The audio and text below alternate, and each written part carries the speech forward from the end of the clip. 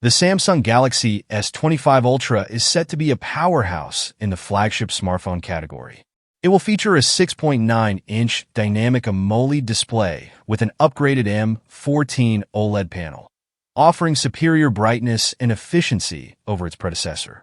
Powered by Qualcomm's Snapdragon 8 Elite processor, it promises significant performance boosts, particularly in AI and gaming capabilities. The phone will come with up to 16 gigabytes of RAM and storage options ranging from 256 gigabytes to 1 terabyte. Its camera setup is expected to include a 200MP main sensor, a 50MP ultra-wide camera, and enhanced telephoto lenses for superior zoom capabilities. Although battery capacity remains at 5,000 mAh with 45W fast charging, the efficiency of the new processor should improve battery life.